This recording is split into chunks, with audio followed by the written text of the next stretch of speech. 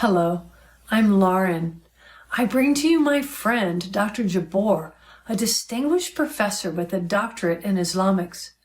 I invited Dr. Jabor to read to you pages from his book, Unshackled and Growing, one small passage at a time. In addition, a PDF version of the book in English is available to you for free on the website friendshippathways.com. You may also access past episodes there. I present to you the episode, Purposes of the Law. Purposes of the law. If the law is impossible to fulfill, if it could only be fulfilled through the person of Jesus Christ, why did God give it to his people? Why does the law exist in all religions? The following few verses in the New Testament give a good summary of the purposes of the law.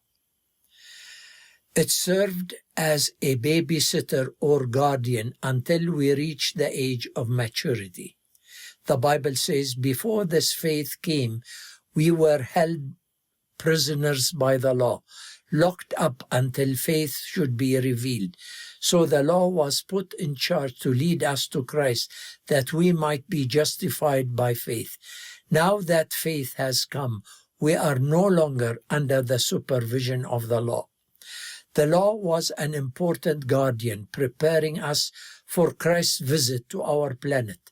Once Christ came, that purpose of the law was fulfilled and finished. Another purpose, it was a reminder, but those sacrifices are an annual reminder of sins because it is impossible for the blood of bulls and goats to take away sins. The Jews followed closely the ceremonial law and regularly offered their sacrifices. They were constantly reminded of their sin and their need for God's forgiveness. The sacrifices reminded them that they could not earn the 100% passing grade, and they constantly needed God's forgiveness through the sacrificial system. Another purpose of the law is it acted as a mirror, an MRI, or a measuring tape. The Bible says, therefore no one will be declared righteous in his sight by observing the law. Rather, through the law, we became conscious of sin. Suppose that I was working on my car and my hands got dirty and greasy. Then, without knowing it, I touch my face. If I did not look at the mirror, I might never guess that my face was dirty. When we frequently look at the Ten Commandments, we become sensitive to seeing sin in our lives. If there's no mirror to see what is right and what is wrong, people become callous and socially deviant. Another purpose, the law leads people to despair about their own efforts and to develop a sense of being unworthy of God's mercy and grace. The Bible says the law was added so that the trespass, awareness of sin, might increase. Jesus put this principle into a parable. He said to some who were confident of their own righteousness and looked down on everybody else, Jesus told this parable. 2 men went up to the temple to pray, one a Pharisee and the other a tax collector. The Pharisee stood up and prayed about himself. God, I thank you that I am not like other men, robbers, evildoers, adulterers, or even like this tax collector. I fast twice a week and give 1/10 of all I get. But the tax collector stood at a distance.